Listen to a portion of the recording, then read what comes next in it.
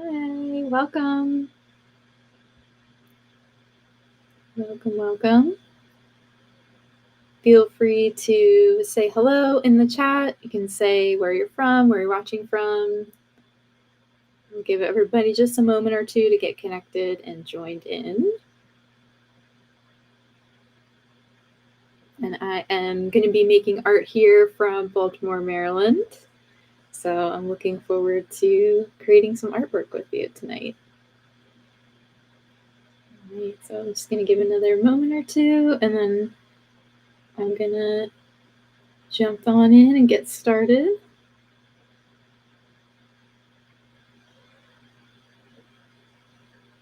Cool. All right, I'm going to go ahead and start. So if anybody is joining in a little after, you can just jump on in. Or if you're watching the replay, hello from the past. So my name is Amelia. I'm an illustrator from Baltimore, Maryland. And I am the artist in residence for Watercolor Snacks. And I'm really excited to be painting with you again tonight. We are going to be doing our last live stream for the summer box before we move on to our fall box for the next one. So this is our last class on the beach theme. So if you are a member of Mix, hopefully you had a chance to check out that I posted our class prep for today. We're going to be painting a underwater spooky mermaid. So I do have a reference picture there. So feel free to hop onto the WatercolorSnacks Mix group if you have not already seen that, and you can grab the reference photo there. So glad to have you here. I am going to go ahead and switch over to the overhead camera so you can see what I have to work with, and I'm also going to show you our reference picture. But first, I'm just going to go over everything really quick so you can see what I have that I'm working with. So I have from the summer box these Van Gogh watercolor paints. These are really nice because they come in this great travel kit. There is a paintbrush that's in here, although I will be using some of these bigger brushes that came in the summer box. So we've got these really great variety of colors. These are awesome for mixing, which is part of why I, when I was helping to pick the supplies for this box, I was like, oh yes, these are great. These are classics mixing colors. So that will be our paints for tonight. I have 2 containers of water. I like to have 2, so I always have one to clean my brush with and one with clean water that I can pull from when I am diluting my paints. I've got 3 different brushes. These are the King Art brushes. They're all round brushes, and we've got a couple different sizes. So we have a size 6, a size 2, and a size 4. So it's nice to have a little variety. So I'm just going to set those aside for a second. I do have some washi tape. This is a cute design that I made on here. So we've got some flowers, kind of the last little look at our summer flowers. Now we've got more of our fall flowers out, at least here by me in Maryland. We've got our marigolds and all those fun things. I do also have a pencil just because I'm going to do some very light sketching. So if you didn't bring a pencil with you, feel free to grab one just to have one handy. We're not going to be doing super detailed drawings, but it might be helpful for you just to be able to kind of sketch it out a little bit. The paper that I have is the Fabriano watercolor paper. This is cold pressed paper, meaning it is a little bit more textured. This is a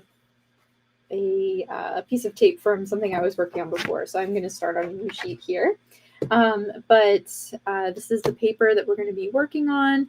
And then I have a watercolor palette. If you don't have a palette, not a big deal, because there is one that comes built into the travel kit. So the only other thing that I forgot to mention is I always have a paper towel handy just so I can blot off my brushes and dry them off. I'm just going to pull my camera up just a little bit so you can see a little bit more.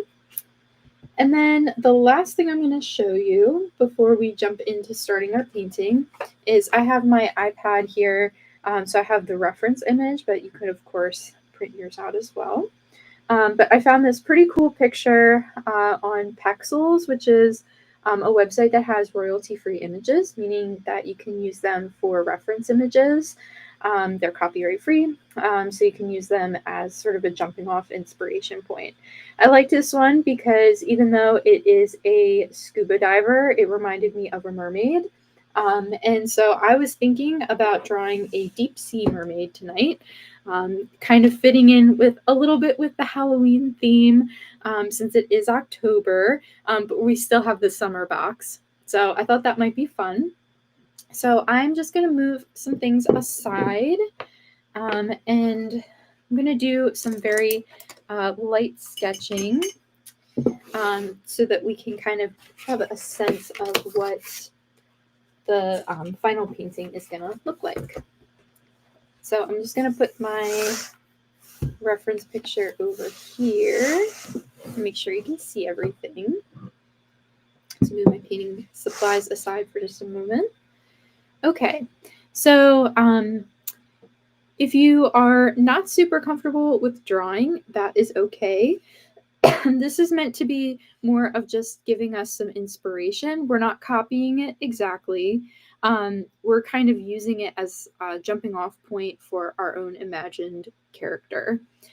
So something that I like to do, I'm just going to zoom in a little bit so you can see my paper better. Something I like to do when I am doing a sketch is just kind of figuring out where everything's going to go. So I think that I'm going to have my mermaid somewhere here, kind of in the center of my paper. And something that I do when I'm sketching a character is I just break everything down into simple shapes. So I have just a circle for where I think the head is going to go. And then I do kind of put just a little bit, because the head isn't going to be a perfect circle. I just add a little bit of what's going to be the chin. And then I just draw a line and try to pay attention to where the shoulders are going to be, right here. And then I usually draw like a, not really a rectangle, it kind of is a rectangle for the torso. And make a V for where the hips are going to go, like that. Use a cylinder for the arm shape and a circle for where the joint is going to be. Now this one, the elbow's kind of going in the back, so I'm just going to kind of let that be hidden.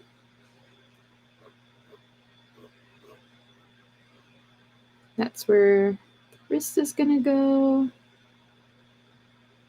And you'll see I'm not worrying too much about the details, especially because I'm probably going to end up painting over top of it anyway. So I'm just I'll use an eraser to kind of lighten it up a little bit and erase out some of the extra lines. But I'm not terribly worried about the details. So here's where the imagination is going to come in a little bit. I'm just going to do one big oval for the top part of the fins, and then I am going to figure out where the bottom half of the fins are going to go.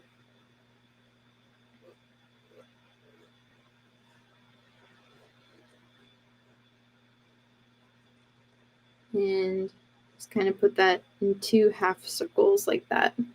So now I have a basic mermaid shape, like that. And I kind of want to draw some inspiration from an anglerfish. So I'm going to add one of those antennas on the top. And that's where that little light will be. I'm going to add some pointy ears and just sort of a loose shape of what the hair is going to look like.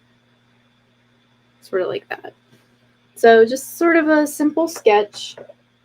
of my mermaid here. And now I'm going to take my eraser and just erase out some of the extra lines where I had sort of guidelines. Oh, hey. Hi, Rodney. Glad you're joining us.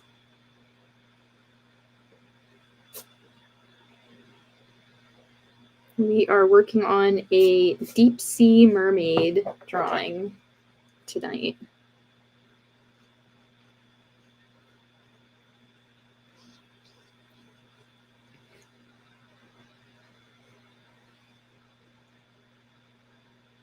All right, and this isn't going to be super realistic, so I am just going to kind of put some little dot eyes and a little nose and a mouth, and I'm going to give it some sharp teeth because this is a Halloween mermaid. But even though it's scary, I still want it to be friendly. So I am just gonna give it a smile and some eyebrows.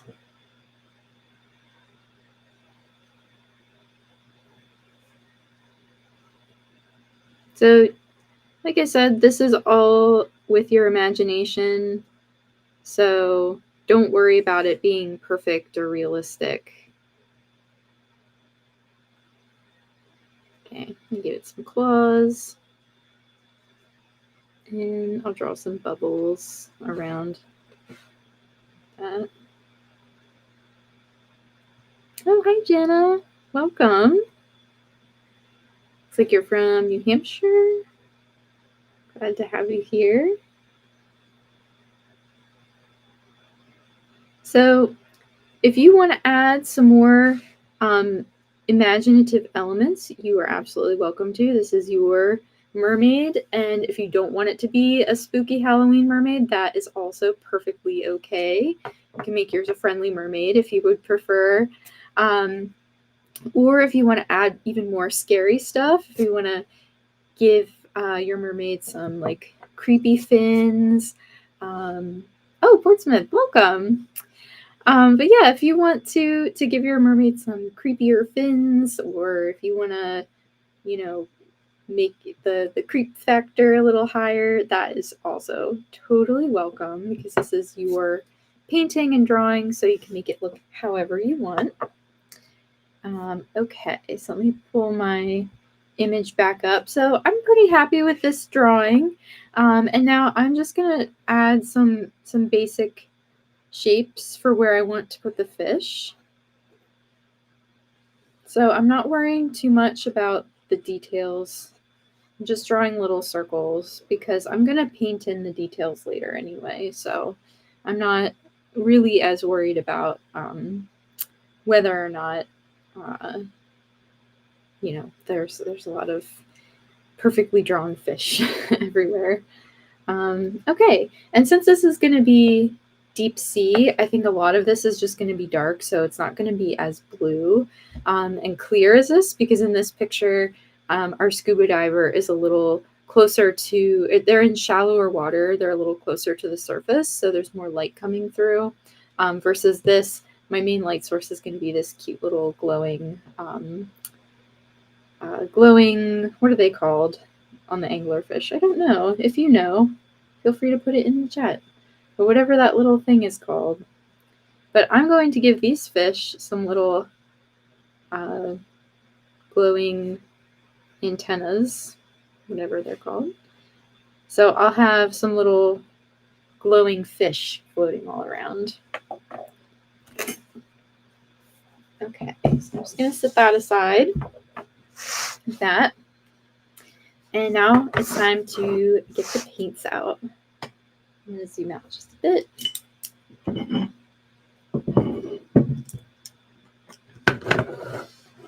Okay.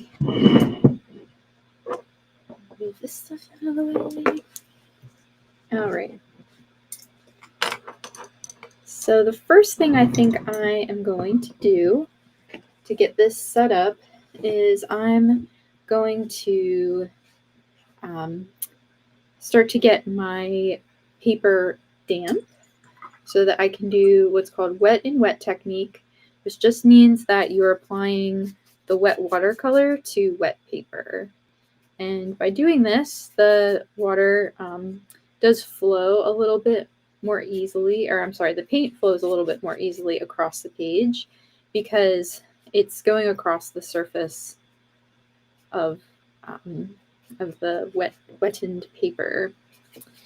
And something you can think about before you start adding paint, if you would like to sort of mask out the areas that you want the glowing parts of the fish to be, you can use a little bit of your washi tape.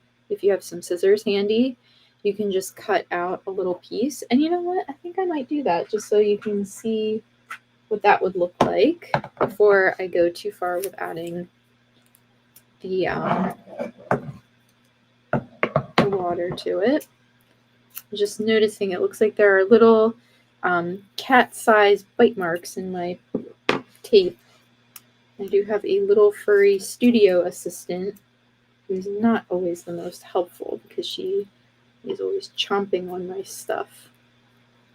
But I'm just cutting, I'll pull this a little closer to the camera, just cutting a little circle. It's bigger, a little bigger than the circle shape that I drew because I want some room for it to glow. But you can kind of decide where you want that to be. So I'll cut out a few.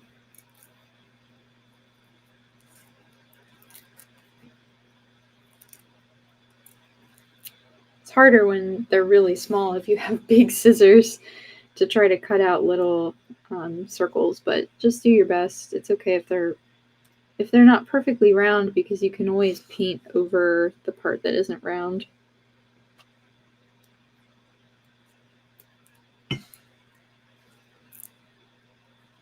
I'll just cut a couple more of these. So again, I'm not terribly worried about if they're perfect or not because I'll just go over it and fill it in wherever I want it to look rounder. I might not do one for every single one, but I will do at least a couple.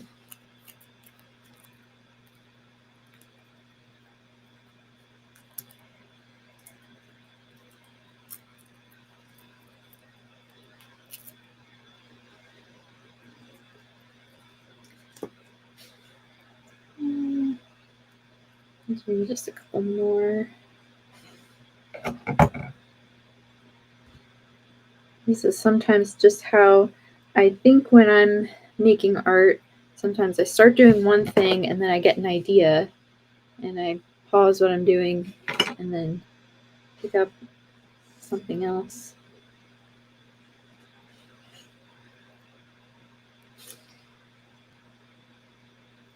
Okay, let's do a few more.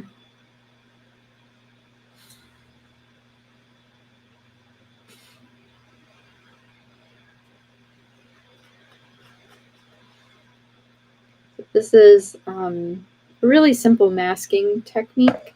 You can use, I would say, washi tape is usually a good method, but you could also use painter's tape or masking tape as long as you kind of remove some of the stickiness of it a little. Oh, hi. Oh, yeah. So your cat loves to steal your pens. I know. They're so helpful, aren't they? Yes, my cats love stealing my rolls of washi tape. And then sometimes I'll find them rolling across the floor somewhere. I'll be like, hey, how did this get down here? Sometimes they're very sneaky. But it's especially funny. My older cat, his name is Cooper, and when he was a kitten, he was worse, although he still does it now. He would grab my washi tape in his mouth, and I would say, hey, put that down. And then he would know that he was caught, and so he would run away and he would have the tape in his mouth, and I'd be like, "Get back here, you thief!" And then he would bat it down the stairs, and I would hear it rolling. I'd have to go find it. So funny. So I have to hide my washi tape now. And by hide, I just mean I put it on a shelf that they can't get to. But it makes me laugh. Alright, so I am now just going back in and re-wetting my paper and filling in where I want to add my washes of paint. And if you have a big brush, this is a little bit of a faster process. So you can definitely feel free to use a larger brush if you would like. But if these are the only brushes you have, no worries. You can use the biggest one to start to fill in the paper. So I especially want to make sure I'm getting the edges because that's where it's going to be a little darker. So I'm going to start applying the paint around the edges because there's going to be this glow in the middle. So I'm not as worried about getting the wash onto that part. So now I'm just kind of scooping up some water with my paintbrush and putting some water into the palette well here. If you have one of these like little pipettes, they are super convenient. So you can kind of soak up some water with that, although it looks like mine cracked. So it's not really very effective. This part at the top is cracked, so it's not really working very well. But luckily they're not terribly expensive to pick up. So if you think you can get a pack of them, but they're handy to have for watercolors. Just for scooping up water. Okay, so now I'm going to get my brush wet and I'm going to take some of this blue, mix some of that. I'll take some of this is the Payne's Gray. I'm going to take some of that. And a little bit of this, I think this is the indigo here. The first blue I grabbed was turquoise, I believe. Let's grab a little bit of that. So I want like a nice dark blue to start with. And I am just going to start filling in around the edges here. Move this up a little so you can see. And I'm kind of painting a little bit of a circle shape because I want the inside to be radiating light from around my spooky mermaid.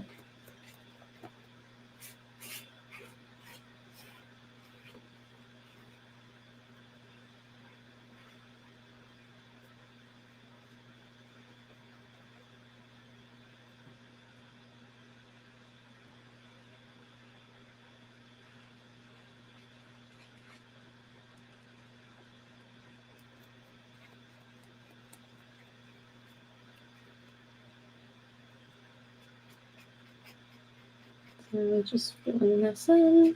So you can see how I'm kind of painting a halo of darker color, or I guess it's more of a vignette. And then it's going to eventually get lighter towards the middle.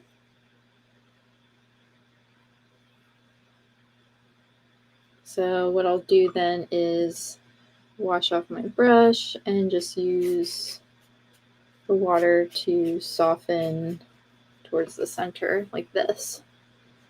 So this is just a plain brush full of water, and I'm using that to soften the edges. And I am going to build up layers of paint on here because right now it still feels kind of light, but I want to build up my washes of color. So I will add more, and it will start to feel darker and spookier. And I'm just going to allow the paint to go over top of the little fish shapes, because eventually what I'll do is go in and add a wash of a darker color on top to define them a little more.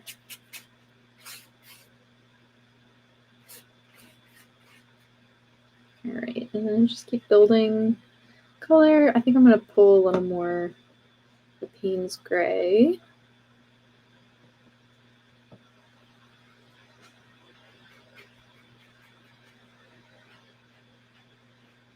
But that's the thing with watercolor is, you just keep building up the layers. You're using the weight of the paper to show through the color. So the fewer washes and layers that you have, the lighter your colors are going to be overall. So you just want to keep adding more washes of paint if you want an area to be darker.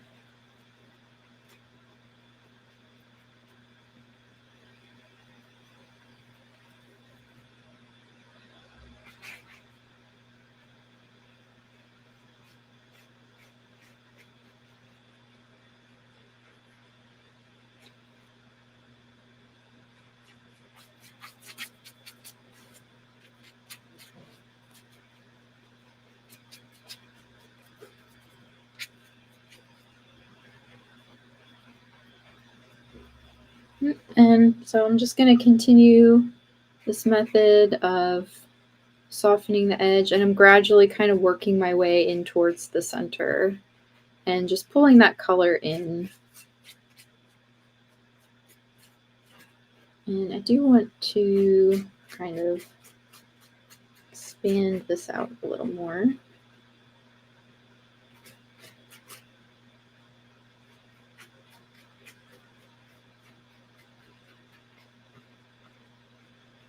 And the nice thing about this watercolor set is that it does come with white paint. And so even though I just covered up some of the areas where there's going to be a glow with these other fish, I can always go in and lighten that up with some white paint as well. So I'm not too worried about painting over top. Though I will say a good rule of thumb for when you're painting with watercolor is to kind of plan ahead where your lightest colors are going to go, because once you paint over top of the white of the paper, it is a little more difficult to go back and lighten that back up, unless you go in with a white paint or gouache. So it is important to kind of plan ahead, although, if you just want to experiment, that's okay too. But just think a little bit about where your lighter paint is going to go. Your lighter values, I should say.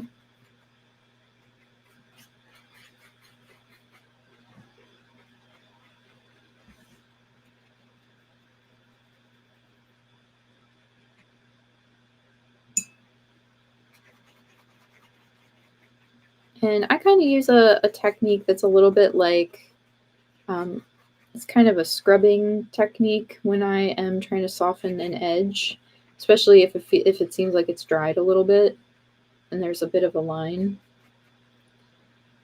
So I just kind of use a little bit of a circular motion to sort of scrub out that color. All right, and I don't want to overwork it, so I am going to kind of concentrate on another part just a moment, because if I overwork the paint, then it's going to start to get like puddly, and my paper is going to warp even more than it already is, and then that's when it's going to dry unevenly, and I'm going to have areas where it's really dark, in some parts where I don't want it to be. There might be some lines or areas where the paint didn't dry evenly, so it just doesn't look exactly like how I want it to look. So you don't want to get the paper too wet when you are adding layers. You do want to let it have a chance to dry a little. So just soften it out a little bit more. And then I'll be ready to start adding some details to my mermaid. Okay. So let that background have a chance to dry a little bit. And I'm thinking, because the mermaid is against a blue background, that I'm going to paint her to be kind of like a warm orangey yellow color. I know probably if we were using deep sea fish logic that she probably wouldn't be a bright, vibrant color because, it makes sense that they would want to blend in. But just for the purpose of composition and color palettes, I think a warm color against the cool will help it pop really nicely. So I think I'm going to just experiment with mixing up kind of a dark orangey kind of color. So let's just see what happens. So I'm pulling some of this orange, which is a complementary color to blue. So that will look really nice against the blue. It's going to pop against that. And I think I'm going to take some of this yellow because I think I want to make the lights a yellowy color. And a little bit of this yellow ochre. So right now I have this pretty vibrant orange color. I might add a little red. Oh, yeah. So, yeah, it would make sense if it were tropical waters. Maybe this would be a vibrant colored fish. Mermaid, I should say.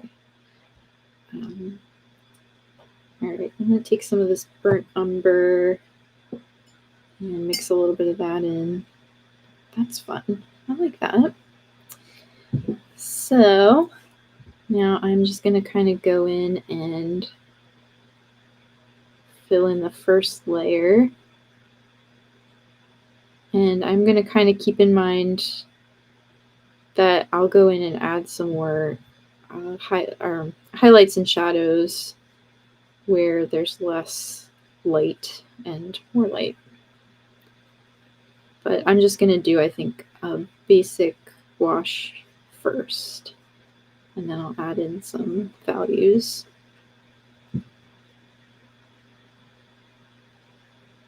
I actually think even though this mermaid's supposed to be scary, it's kind of cute. I think I'm going to do all orange. This one, sort of like a fish would be, but I might go in and add some like fun patterns.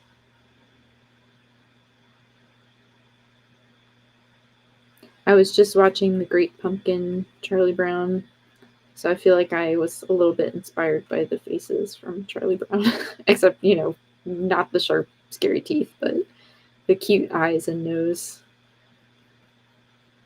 A classic. I need to get into the spirit, the pumpkin spirit. Maybe that's also why this is orange. It's like a pumpkin fish. I was inspired by pumpkins.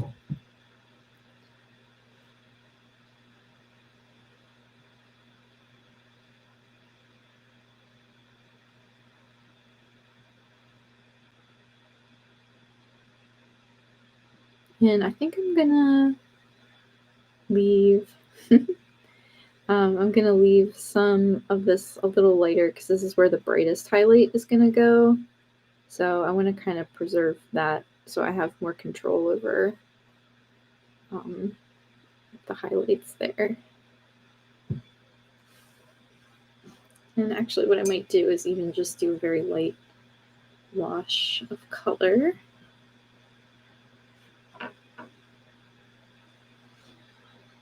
I'll just take a little bit less and make it mostly water.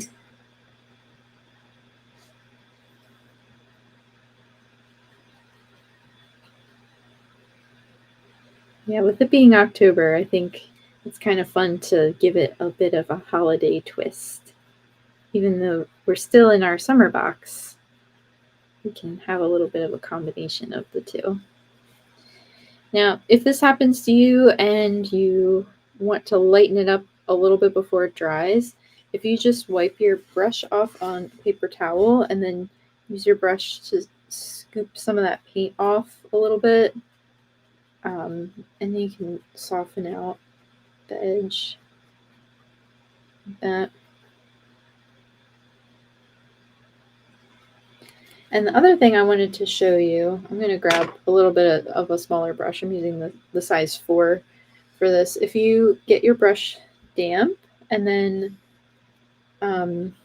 dry it off so it's not dripping wet, you can start to erase your paint a little bit.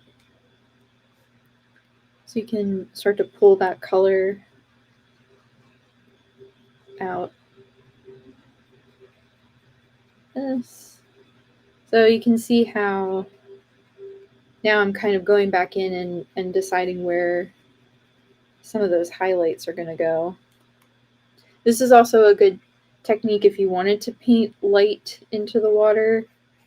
You could pull streaks of light out. So if you wanted to kind of use the wet brush, you could start to pull some of the color out.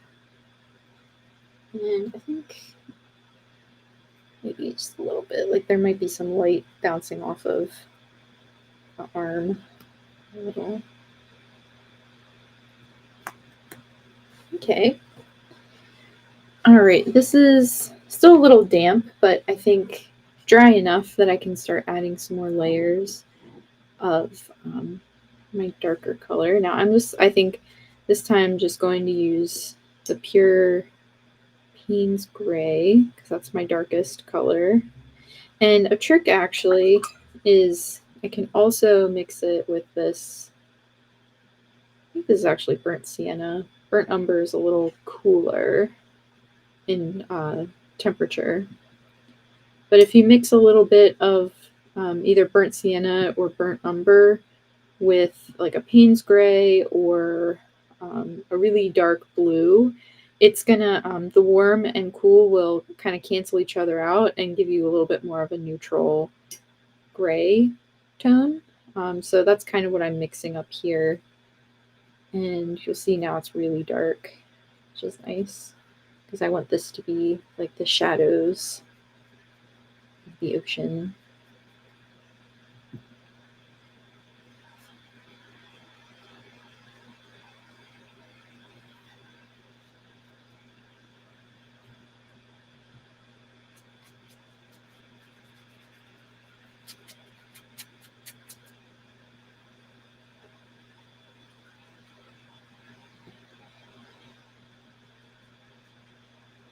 So if you're ever working with a color and you feel like it's too warm or too cool, just grab a warm or cool color and kind of drop that in there, mix them up, and then you'll get a little bit more of a neutralized color, which is nice.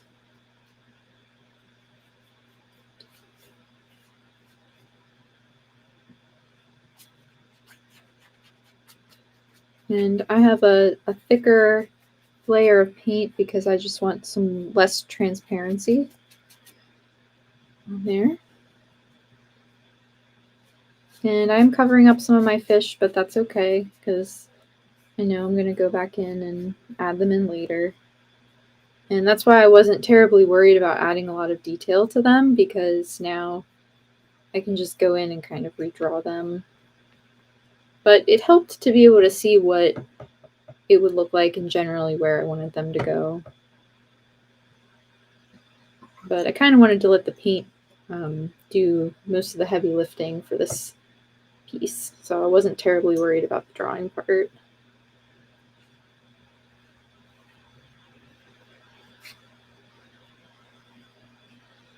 Mix up a little water to make this flow on the paper better. I don't want it to be too watery because I want the color to look a little more even. But it was a little hard to spread on the paper because it was too thick. So that's the trick, is trying to find that balance between how much water and how much paint to add. But the more you practice, the more you'll start to get a sense of how much of each to add. But there is the technique of it's butter or tea, cream, butter, in terms of consistency, so how thick your paint is.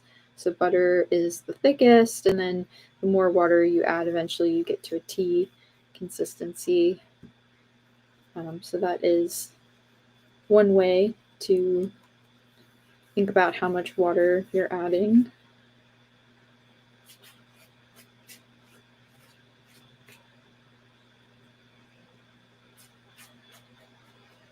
I'm trying not to get the edges too wet because I don't want it to lift up the layer that's underneath, but I do want to start to lighten it up a little more.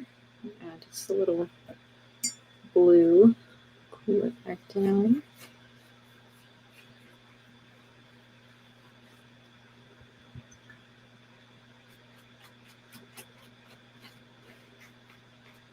This doesn't look anything like the reference photo, but that's okay. Because you don't always have to paint exactly what's in a photo. You can look at a photo and be inspired to paint or draw something else. So I think it's a good thing to, start to practice is looking at paintings and looking at photographs and thinking about how you might interpret that into your own painting.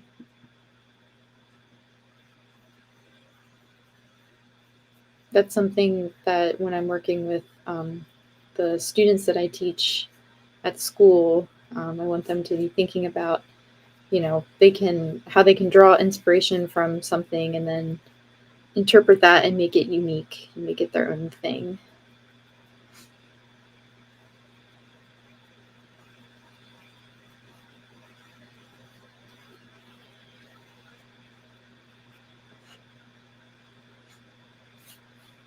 I'm going to add a little more blue back into this background.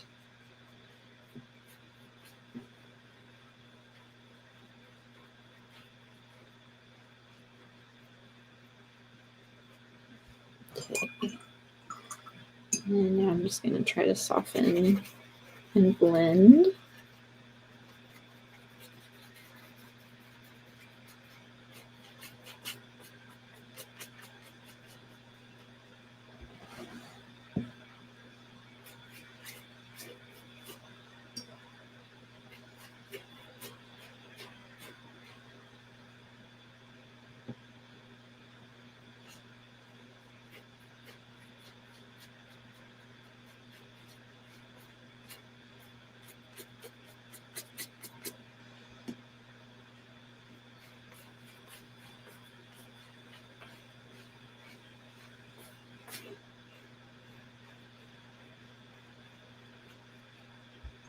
Okay, now I'm on a lighter version of this color. Add some more butter.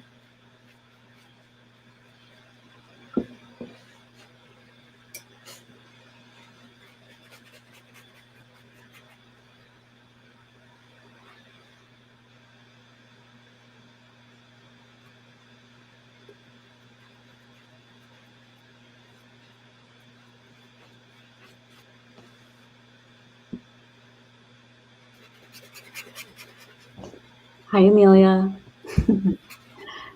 Hey, Sarah. Sarah here, just popping in to say that we're halfway through class. Cool, thanks. I can tell you're in the zone, so I'm going to let you do your thing. Thank you. Yeah, I'm just kind of filling in around. Now, here's where I start to use a little more concentration since I'm trying to not touch the orange part because I don't want the colors to blend here. So just kind of painting in around that negative space. That's the space around whatever your subject is. Using that to kind of fill in.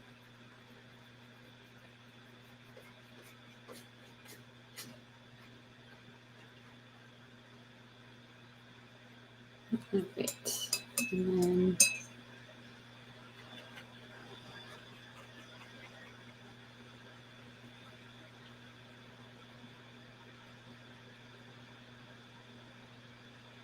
I'm trying to get as close to the edge as I can without accidentally going into the mermaid part.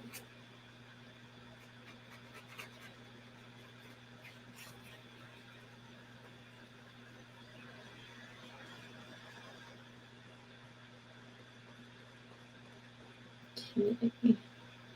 That's a little too dark. A little more water. Okay. And so the nice thing about having the tape on the paper is you can just paint right over top.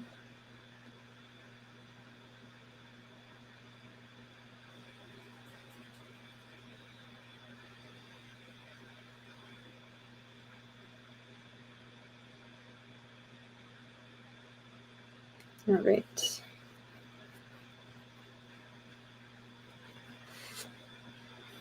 Okay. And let's try to blend that a little bit more.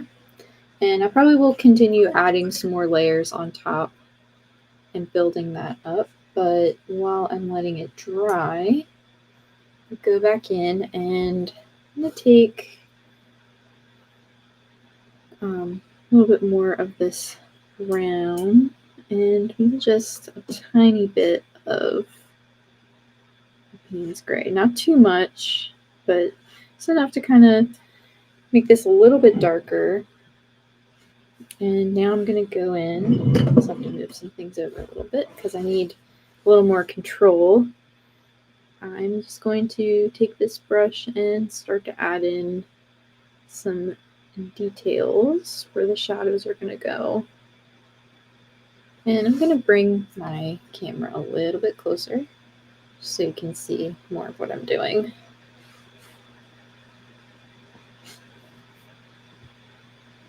And just be careful not to rest your hand on the wet part of your painting.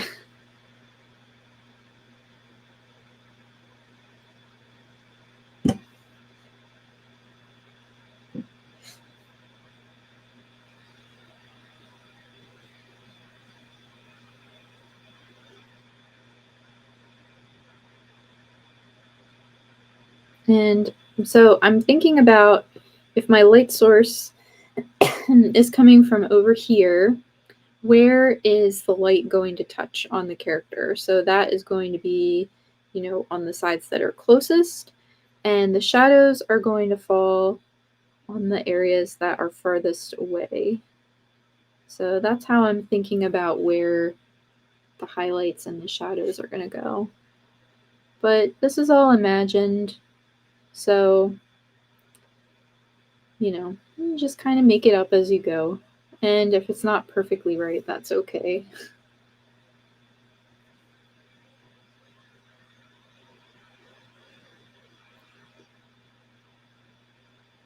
And this is a little bit of what's called chiaroscuro, which is an Italian word in art that is in reference to when extreme light is next to extreme dark.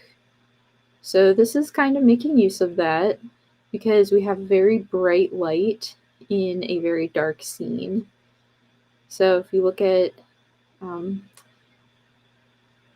older Italian paintings and you see the very extreme dark shadows and bright highlights, that's what that is. So this is a little bit of chiaroscuro.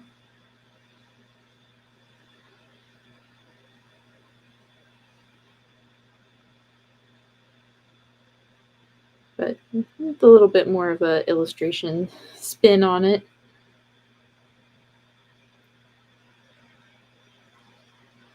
And I'm just kind of figuring out where some of the shadows are going to go on the face.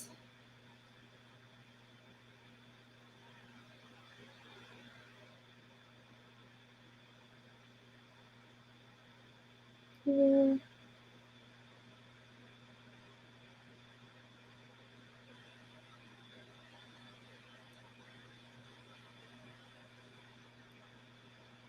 Okay, and now I think I'm going to take a little bit of this darker color I mixed up earlier. This is the Payne's Gray and the brown, which I think is burnt sienna, because it's a little warmer. And I'm going to go in and just add some little marks that suggest fins, or I'm sorry, not fins, scales. And you'll notice I'm not really worried about making perfect scale shapes. I'm just kind of suggesting that there's some kind of texture there. And I kind of was imagining their whole body is scaly like that. Like they just are kind of a fish person. But you can make your mermaid look like whatever you want.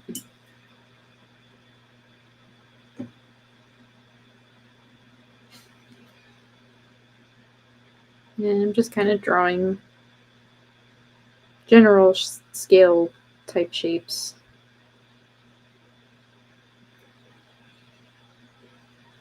And just adding a little definition to the fins. Actually, I think I'm just going to paint and make it a shadow because I want really kind of more shadow underneath because there's not going to be really light coming from behind, but I'm going to get to that part in just a little bit because I kind of only want there to be light here, but I'm just letting it all build up.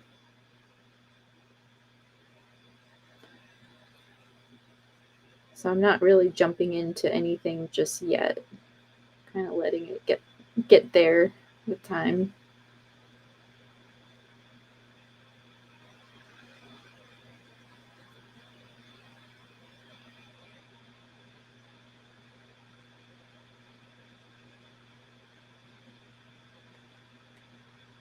So you can see the more I let the values build up, the more extreme this light source is starting to look. And I'm also kind of using the texture. I'm building that up so that it looks like there's some glimmers of highlights on the scales, rather than going in with this really dark color right away. So now I have some flexibility. And so I like to start with my lighter colors. I mean, this is just a good practice for using watercolor, but start with your lighter layers of color first, and then you can put the darker layers on top. And whatever you don't fill in, you've got your light colors showing through, which is nice.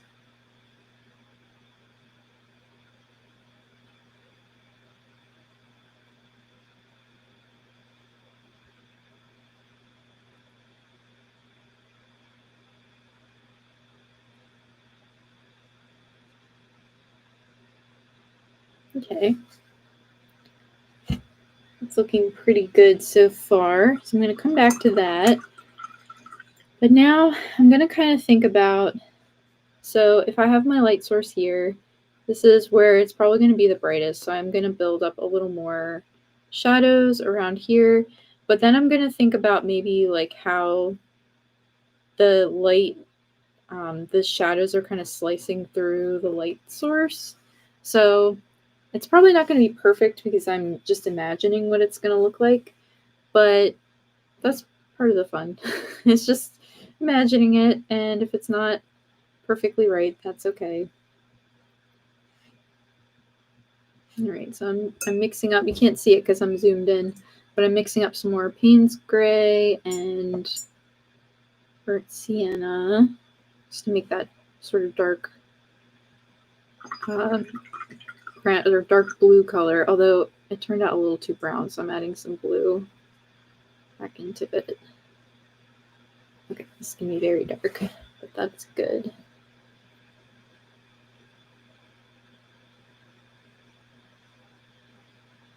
Now I'm just going to go in and kind of fill in some of that negative space a little bit where I want there to be some extreme shadows.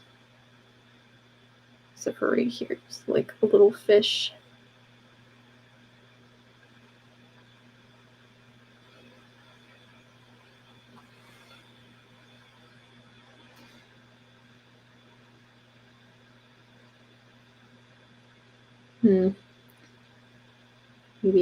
Maybe I won't put the where the light's kind of slicing through, because I think I probably should have approached that a little differently if I did. But that's okay. That's what I was saying. This is just an experiment.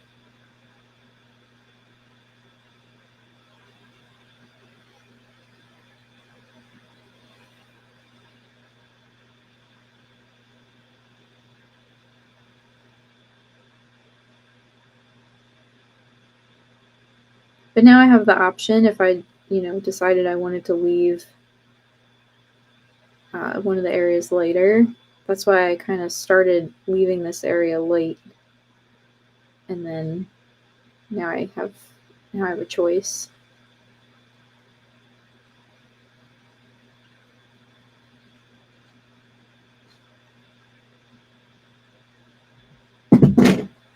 Oops, dropping stuff.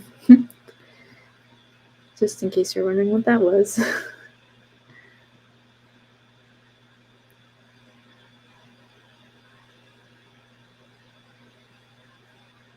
Okay.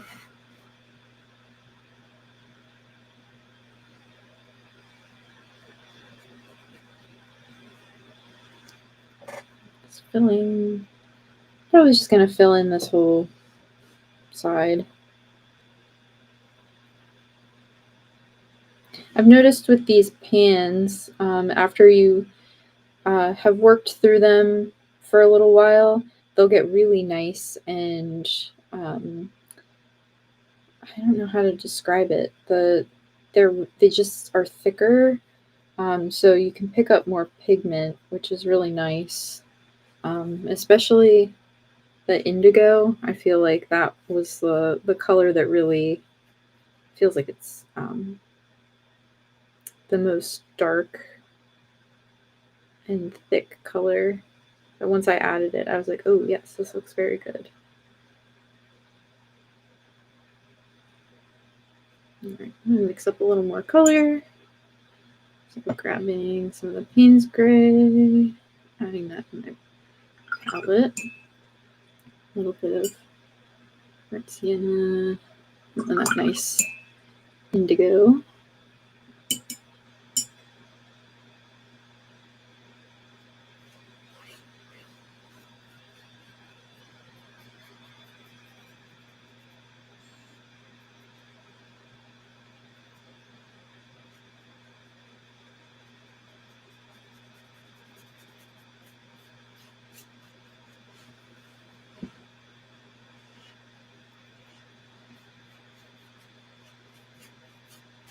And I'm just going to fill this part in.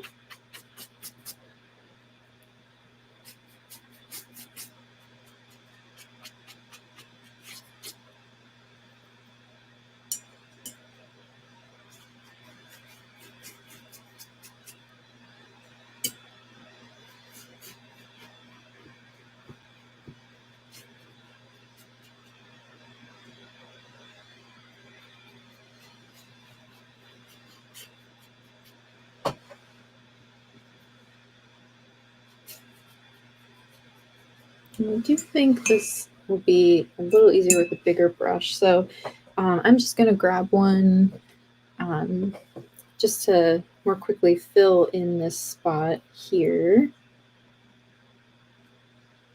This is going to soak up a little more. Now, if you don't have a bigger brush, that's all right. You can just kind of keep filling it in. But just for, sorry, I'm bumping the camera. Just for the sake of the demonstration, I'm going to kind of just fill that part in a little more quickly. My brush is too big for the space between my camera and my paper.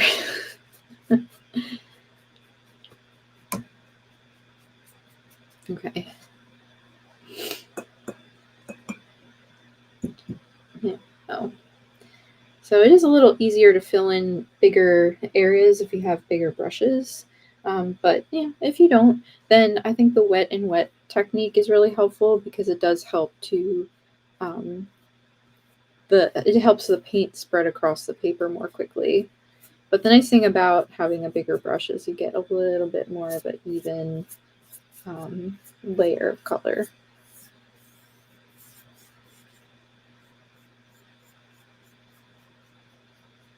I just kind of smoothed it out a little bit. Okay, let's set that off to the side. All right, and so now I'm just going to mix up some more of my color, and I'm going to fill in the other side. I'm going to be careful to leave my glowing part unfilled in.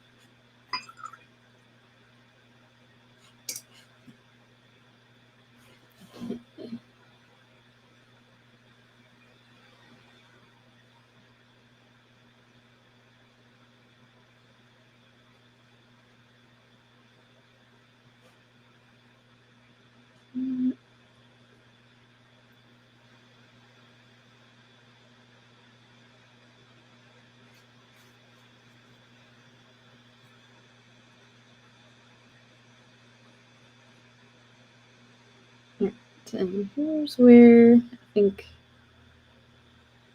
the light's gonna be in that general area. I'll kind of define that a little and then just fill in the rest.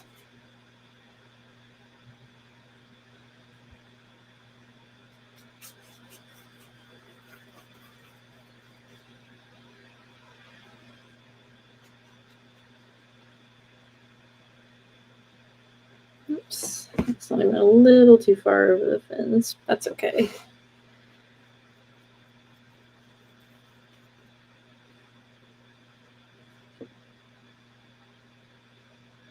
Yeah, just try not to use too much water because then it's going to spread on your paper too quickly and you might accidentally cover up part that you don't want to cover up.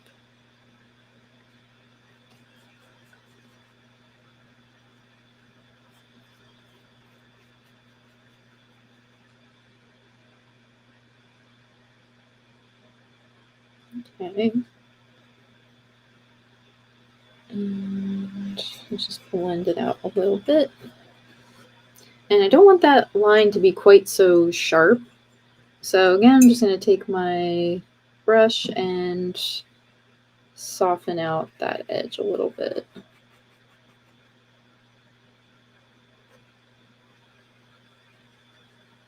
And when you want a soft line, the wet and wet technique is really good for that because the lines are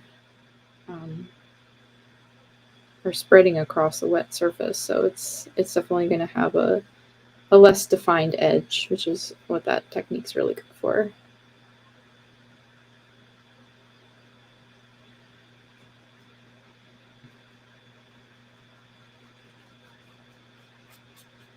Like that. Okay, so now it looks nice and bright. I'm gonna kind of block some of the light a little so you can see it. I'm trying to use my hand there, so it's not as bright of a glare on there, but you can see it looks like a nice little glow. Okay. All right, and now it looks like we're in the depths of the sea, but we still have our little areas where we're going to have our glowing fish. And I'm just going to try to soften that a little bit. Oh, yay, thank you. Yeah, so I'm just going to soften this a little bit more. And I'm going to do the same. I'm just going to take some water on my brush and just kind of do a little bit of erasing, quote unquote, erasing. Gently pulling some of the paint off of the paper.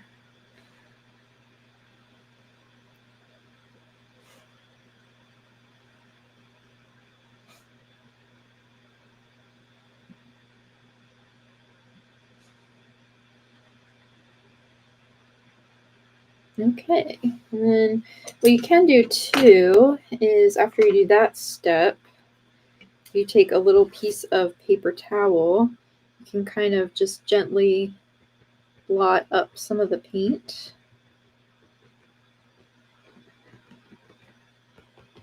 And that will, I'm going to do that around this edge too.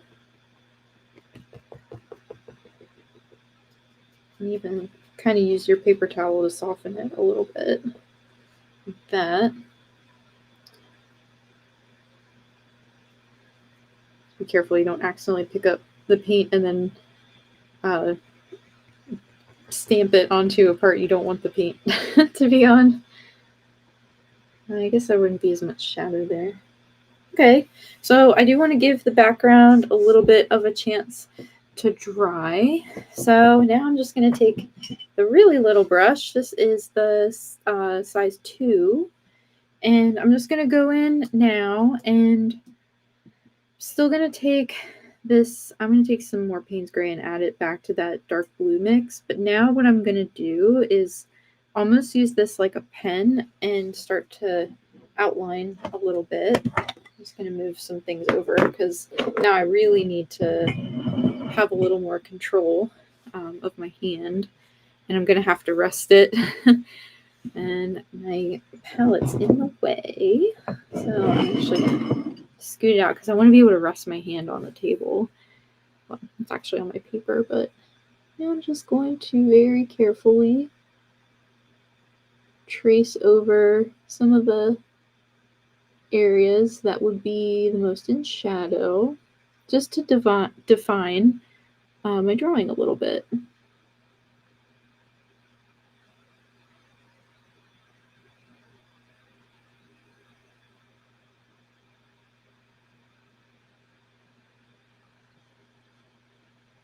So this part takes a little practice, but it's really nice when you can do a drawing with your paintbrush.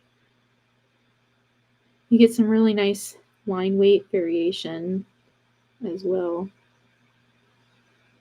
And it looks really good when you draw with your paintbrush. And it's just good to practice those fine motor skills and getting the detail.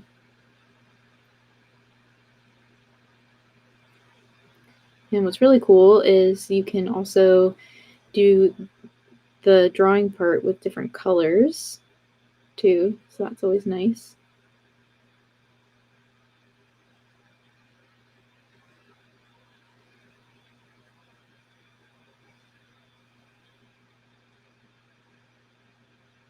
This is always my favorite part, is going in and adding all the details to the drawing.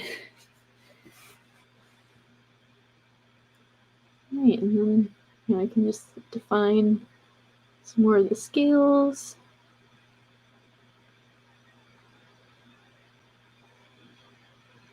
I'm leaning in very close to this so I can see. This is kind of how I draw. Usually when I'm drawing, my face is right up against my paper. I don't know if anybody else is like that too. But that's kind of how I've always drawn. Even though I have good vision, I don't even need glasses or anything, but I think I just like to be right up close. But it is recommended, and I learned this in drawing classes, to step back from your paintings and drawings. So it's not great to be doing that the entire time. It's something when I was in art school, they were like, don't be so close to your drawings and paintings all the time. But sometimes old habits stick with us. Especially if you're drawing tiny, you can't see what you're doing.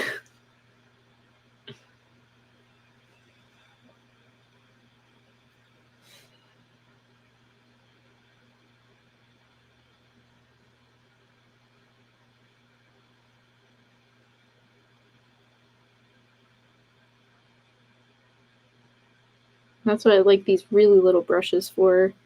These are great for all kinds of little details. Now I'm going to add some definition to the fins.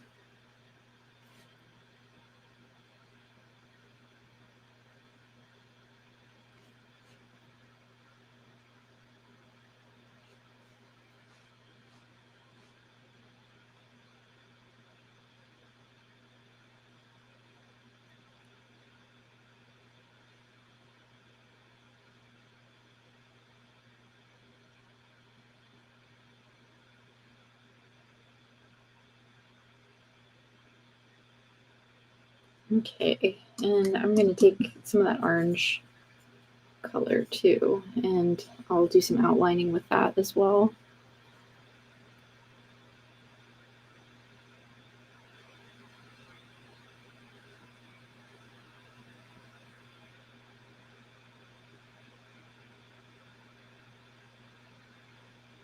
Okay, so now what I'm going to do is take off some of my paint or my tape. I'm going to use an X-Acto knife for help so that my, because I don't have very long fingernails, so this will help me kind of get just underneath of that tape. Push that off very gently and carefully.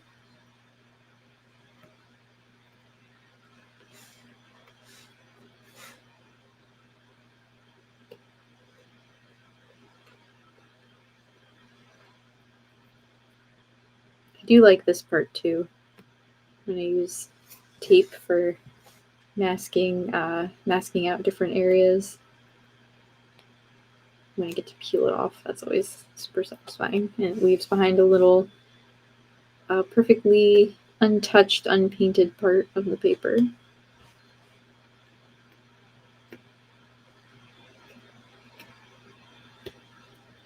Alright, and then this is the last one.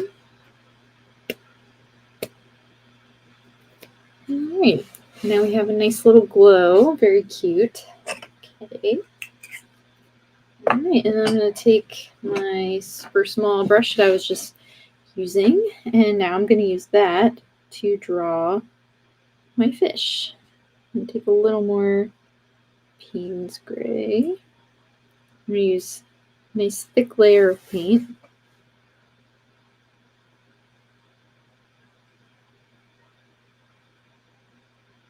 So not all of them will be anglerfish,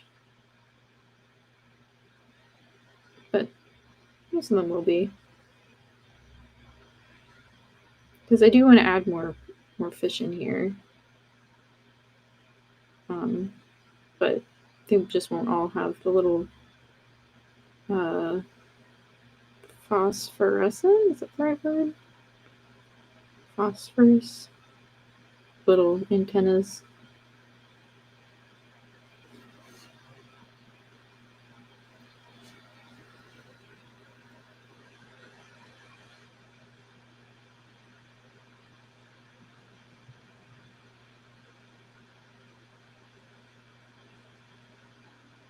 But I always like making up characters like this and just thinking about, maybe these are her little pets or something cute like that.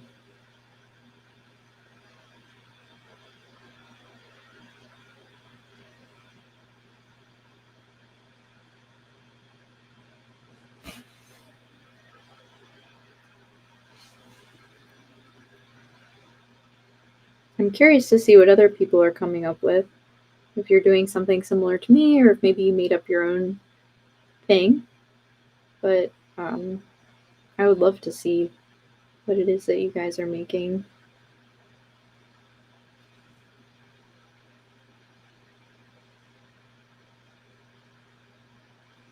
Yeah, I probably should have looked at some pictures of anglerfish, but that's okay.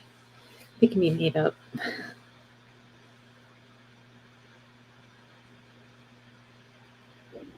Hey, Amelia, just jumping in here. Sure.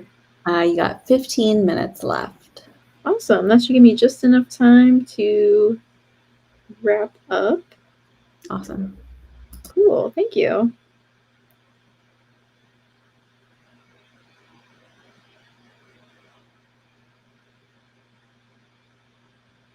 Now we're on the detail phase. That's always super fun.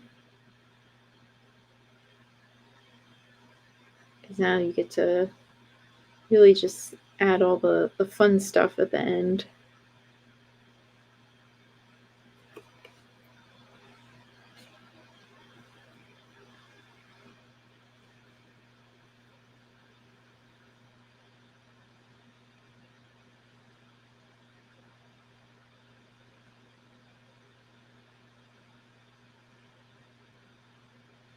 Okay. So I'm just going to add a couple more, just little, maybe a big fish is in here. And I kind of want them to blend in a little because there's not a lot of light where these fish live, so you wouldn't really see them super clearly. And that's why there's one, there's a couple light sources, but in general, there's not a lot of light. So there would be kind of low contrast, which means in the areas where there's not a ton of light, that it's harder to see the objects that are in the water.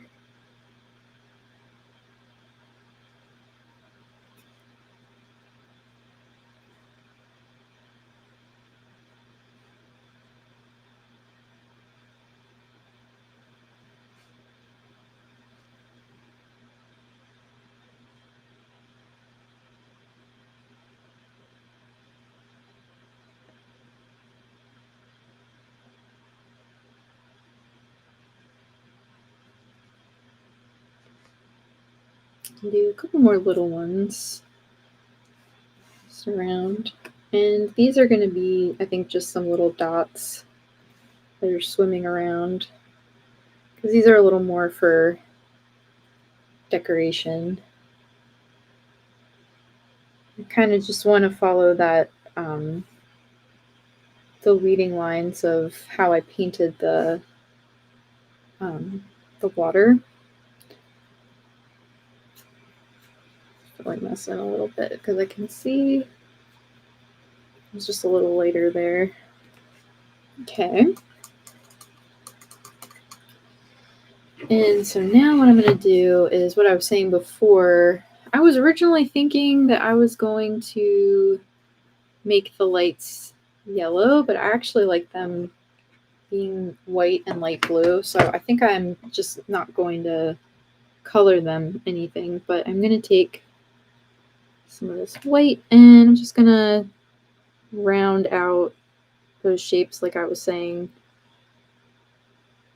I was going to do before, because my tape was, most of them were little triangles because it was so hard to cut out tiny circles with those big scissors. But I didn't think you guys wanted to watch me very slowly cut out tiny circles of tape, because it could have been done, but that's no fun to watch. And I think it's more fun to watch somebody paint tiny circles than to cut out tiny circles. At least when you came to watch watercolor painting, that is.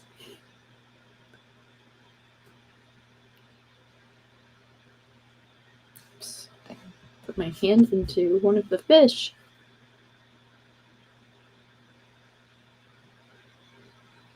And if this picks up a little bit of the blue, I'm okay with that.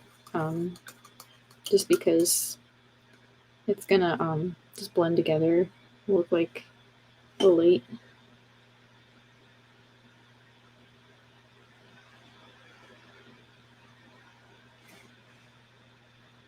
And I think I'll use a bit of the white now. And I'll just kind of create some light.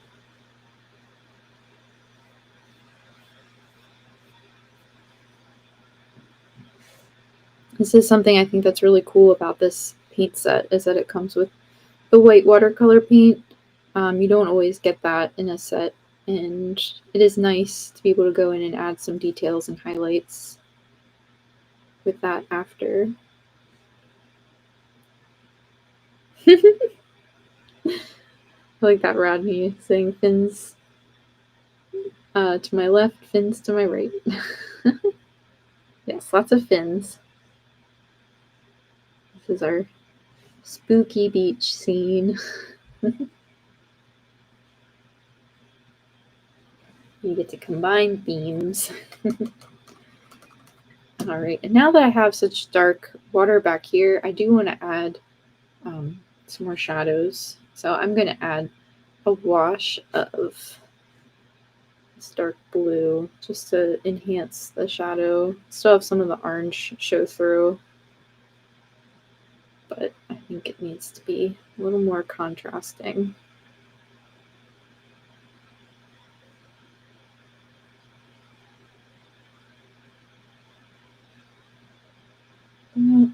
Because there'd be some areas that are just blending into the shadows a little.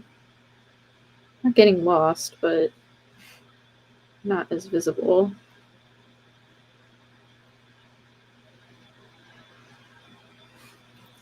And just kind of lighten it up a little bit. Going a little too dark.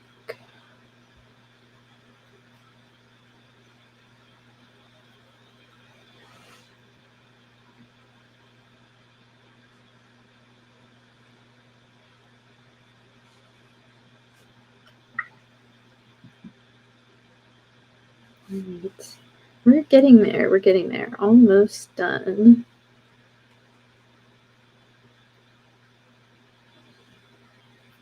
Just adding a little more definition.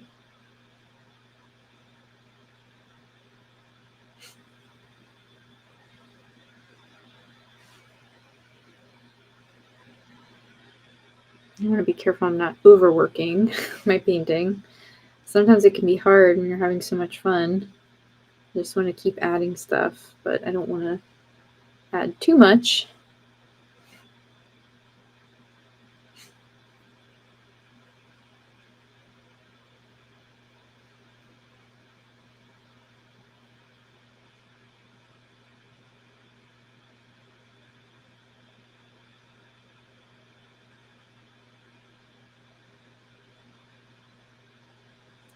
Okay. Right. I think we're just about done.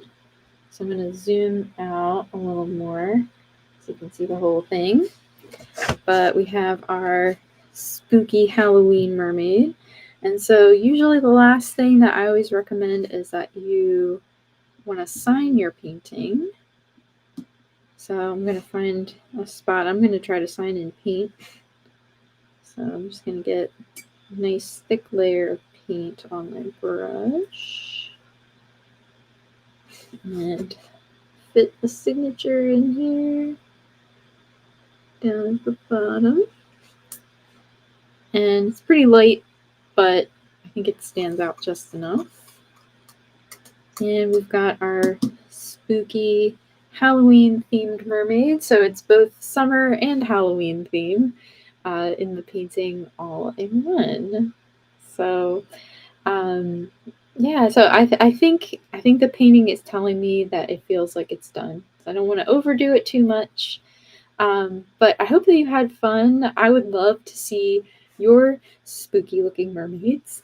And if you decided to paint a Halloween mermaid, or if you are still feeling the summer vibes and decided to, just go with a typical summer mermaid, or if you decided not to do a mermaid at all and really liked that reference picture and kind of did a copy of that too. That is also totally cool. So whatever it is that you decided to create tonight, feel free to go over to mix.artsnacks.co and you can jump into the watercolor snacks space. So even if you're not a subscriber, you are totally welcome to join and share your work. So I hope that you will share it. I always love to see it. I appreciate you guys hanging out with me this Thursday evening, and I hope that you have a great rest of your week. And I will see you guys next time for the fall box. So thanks again. Amelia, this was so cool. I have one request. Sure. Can you bring your surface closer to the camera? I want to see the detail of the light. Oh, yes. Here we go. Oh, so cool. Yeah. So it's kind of cute. The mermaid monster reminds me a little bit of like a Mercer Meyer or Maurice Sendak type of character. I'm definitely getting those vibes. Yeah, so it's like a little scary, but also a little friendly. Love it. Thanks. Awesome. All right. you can. Sorry, I interrupted your sign off, so feel free to That's sign off okay. now. No worries. I'm totally happy to have shared the close up. So, but yeah, thank you and thank you guys, and I hope you have a great rest of your week. I'll see you guys next time. I'll see you on Mix. Yes. Bye.